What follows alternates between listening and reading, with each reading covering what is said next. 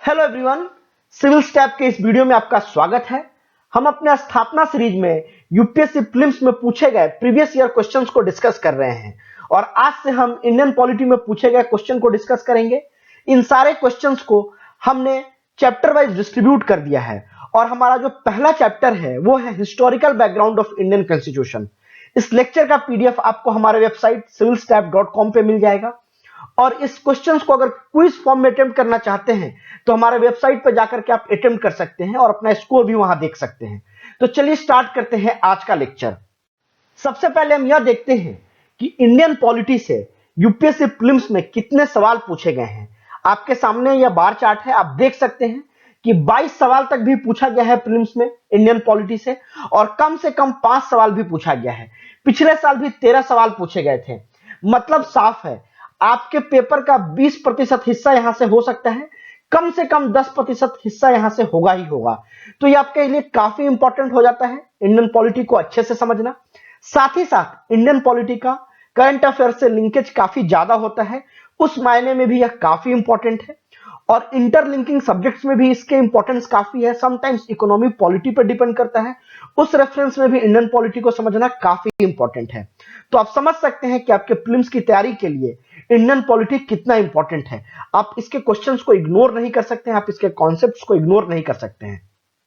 पिछले 25 सालों में पॉलिटी से प्रीलिम्स में पूछे गए क्वेश्चन को हमने 3 भागों में बांट दिया है: constitution and political system, governance and administration, Panchayati Raj and public policy. फिर इसको हमने चैप्टर वाइज डिस्ट्रीब्यूट किया है। आप देख सकते हैं historical background of Indian constitution से 5 सवाल पूछे गए हैं, salient feature of the constitution से 6 सवाल पूछे गए हैं, इसी तरह प्रीलिम्बल से 4 पूछे गए हैं, फंडामेंटल राइट से 21 पूछे गए हैं। इसी तरह से हमने डिस्ट्रीब्यूट किया है। फिर गवर्नेंस एंड एडमिनिस्ट्रेशन को भी हमने डिस्ट्रीब्यूट कर दिया है। आप देख सकते हैं जुडिशियरी से 19 सवाल तक पूछे गए हैं। तो जो जो इंपॉर्टेंट चैप्टर है आपको समझ में आ जाएगा यहाँ किस पे हमें ज्यादा फोकस करना है। और साथ ही पंचायती राज से आप देखिए तो लोकल गवर्नमेंट से 15 सवाल पूछे गए हैं पिछले 25 सालों में।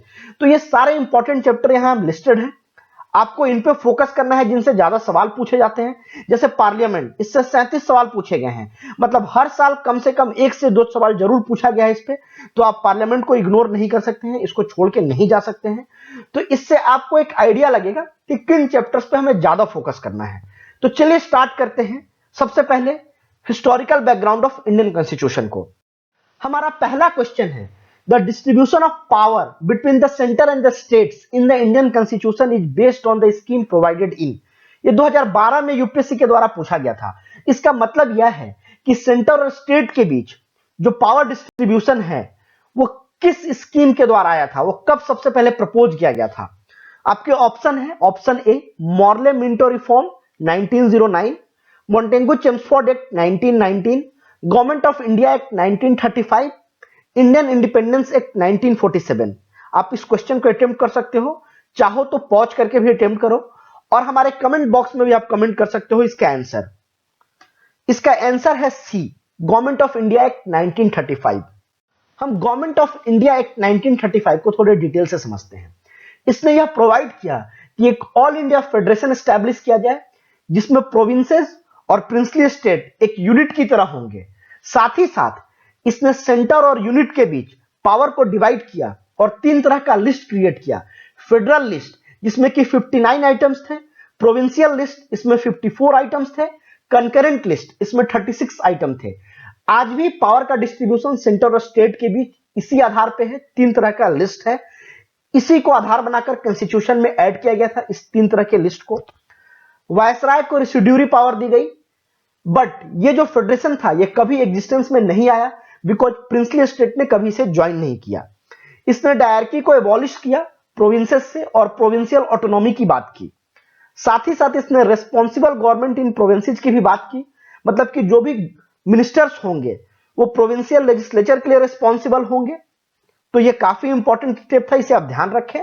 इसने जो कम्युनल रिप्रेजेंटेशन था उस प्रिंसिपल को भी एक्सटेंड किया डिप्रेस्ड क्लास के लिए और वुमेन और लेबरर्स के लिए। तो ये काफी इंपॉर्टेंट फैक्ट्स है गवर्नमेंट ऑफ इंडिया एक्ट 1935 से रिलेटेड, इन सबको आप ध्यान रखें।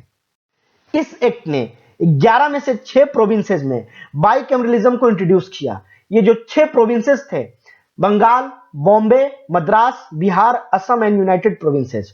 जो इसके अपर हाउस थे वो लेजिस्लेटिव काउंसिल थे और जो लोअर हाउस थे वो लेजिस्लेटिव असेंबली थे। इसने यह प्रोवाइड किया कि 10% पॉपुलेशन को वोटिंग राइट मिल जाए, मतलब कि फ्रेंचाइज को एक्सटेंड किया। साथ ही साथ इसने फेडरल कोर्ट एस्टैब्लिशमेंट करने के लिए प्रोविजन किया और 1937 में फेडरल कोर्ट बनाया भी गया। इसने रिजर्व बैंक ऑफ इंडिया के एस्टैब्लिशमेंट के लिए भी प्रोविजन लाया। साथ ही साथ फेडरल पब्लिक सर्विस कमीशन जो कि यूनियन के लिए होता था और प्रोविंशियल पब्लिक सर्विस कमीशन, इनको भी बनाने की प्रोविजन की। तो ये काफी इंपॉर्टेंट एक्ट था। कॉन्स्टिट्यूशन में काफी ज्यादा चीजें इस एक्ट से ली गई हैं, तो आप इसे ध्यान रखिए, ये काफी इंपॉर्टेंट फैक्ट्स हैं। यूपीएससी टाइम टू टाइम ऐसे सवाल पूछते रहती है कि कौन से प्रोविजन 1935 में एक्ट में थे, नहीं थे। तो सारे फैक्ट्स को आप ध्यान रखें कि आपके सवाल गलत ना हो। अभी जो हमने पढ़ा उस पर आप एक और सवाल अटेम्प्ट कीजिए। Which one of the following is not a feature of Government of India Act of 1935? ये 2000 में सवाल पूछा गया था। मतलब यह है कि इनमें से कौन सा feature government of India act 1935 में नहीं था। ऑप्शन ए है directly at centre as well as in provinces, a bicameral legislature, provincial autonomy and all India federation. तो इसे आप अटेम्प्ट कीजिए, कमेंट में भी आप आंसर लिख सकते हैं। इसका आंसर है A, directly at centre as well as in provinces. अभी हमने जस्ट डिस्कस किया कि इसने डायरेक्टली हटाने की बात की थी प्रोविंसेस से, और ये सारे प्रोविजन थे, सारे फीचर्स थे इस एक्ट में। तो ये काफी इंपॉर्टेंट क्वेश्चन है, इसे आप ध्यान रखिए। हमारा अगला क्वेश्चन है, in the context of Indian history the principal of directly refers to. ये 2017 में पूछा गया था।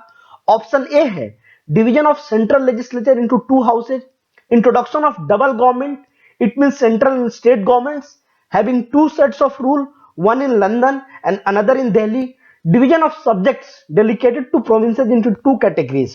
तो आपको अटेम्प्ट करना है यह क्वेश्चन। आप चाहे तो कमेंट बॉक्स में भी आंसर लिख सकते हैं या वीडियो को पॉज करके आप अटेम्प्ट कर सकते हैं। आंसर है डी। डायरेक्टी का मतलब होता है सिस्टम ऑफ डबल गवर्नमेंट, मतलब कि डुअल स्कीम ऑफ गवर्नेंस। इसे सबसे पहले गवर्नमेंट ऑफ इंडिया एक्ट 1990 के माध्यम से इंट्रोड्यूस किया गया था। यह एक 1921 में फोर्स में आया। इसे हम मोंटेगू चेम्सफोर्ड रिफॉर्म भी कहते हैं।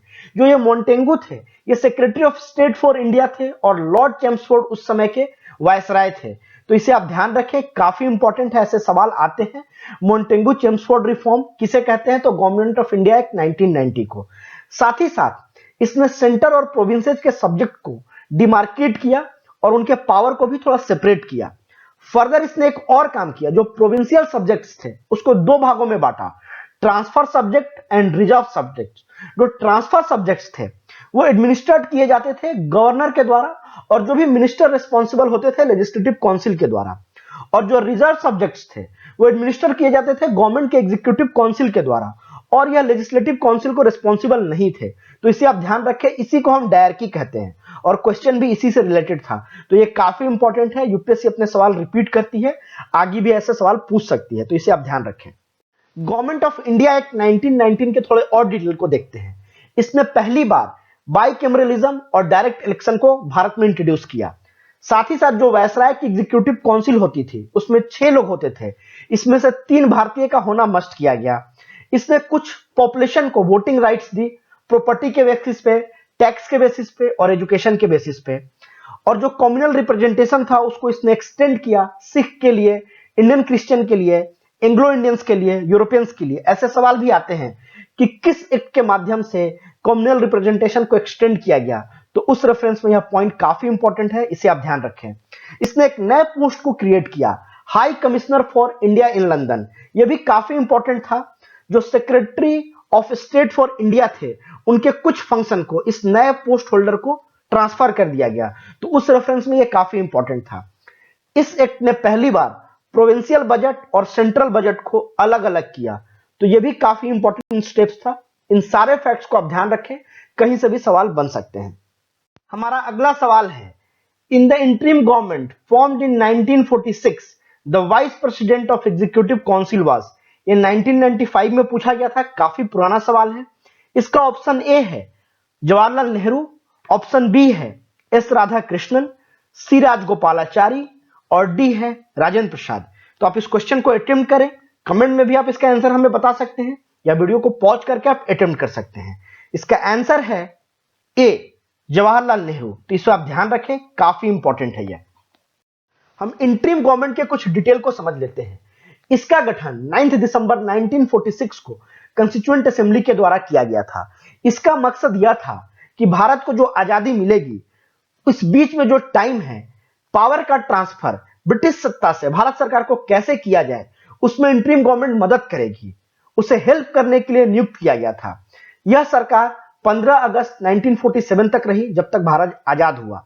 जो वायसराय की एग्जीक्यूटिव काउंसिल थी, वो इस इंटरिम गवर्नमेंट की एग्जीक्यूटिव ब्रांच बनी और वायसराय इसे लीड कर रहे थे। साथ ही साथ पंडित जवाहरलाल नेहरू को इसमें वाइस प्रेसिडेंट का पोस्ट दिया गया। काफी इंपॉर्टेंट था ये, इसे आप ध्यान रखें। ये सेकेंड मोस्ट पावरफुल पर्सन थे। और जो सरदार वल्लभ भाई पटेल थे, उन्हें डिपार्टमेंट ऑफ होम अफेयर्स और department of information and broadcasting दी गई। पंडित जवाहरलाल नेहरू को और भी पोस्ट दिए गए थे। आप चाहे तो कमेंट में लिख के हमें बता सकते हैं कि पंडित जवाहरलाल नेहरू को और कौन कौन सा पोस्ट दिया गया था। काफी इंपॉर्टेंट है, यूपीएससी अपने सवाल रिपीट करती है, तो ये सवाल फिर से रिपीट भी हो सकता है और काफी पहले भी ये सवाल पूछा गया था। सरदार वल्लभ भाई पटेल न्यूज में है आजकल, तो इनसे सवाल बन सकता है कि इंटरिम गवर्नमेंट में उनका क्या पोस्ट था, तो इसे आप ध्यान रखें। हमारा अगला क्वेश्चन है, who among the following was the chairman of union constitution committee of constituent assembly. यह सवाल 2005 में पूछा गया था। इसका मतलब यह है कि कंस्टिट्यूएंट असेंबली का जो यूनियन कॉन्स्टिट्यूशन कमिटी था, उसके चेयरमैन कौन थे। आपके ऑप्शन है, option A doctor B R Ambedkar, B J B Kripalani, C Pandit Jawaharlal Nehru और डी है अलादी कृष्ण स्वामी अय्यर। तो आप इस क्वेश्चन को अटेम्प्ट करें, हमें कमेंट बॉक्स में भी आप इसका आंसर दे सकते हैं। इसका आंसर है सी पंडित जवाहरलाल नेहरू। संविधान निर्माण एक बड़ा टास्क था और इस बड़े टास्क को छोटे छोटे टुकड़ों में बांटकर अलग अलग कमिटियों को दे दिया गया। इसके लिए 8 मेजर कमिटी बनाई गई और बहुत सारे माइनर कमिटी भी बनाई गई।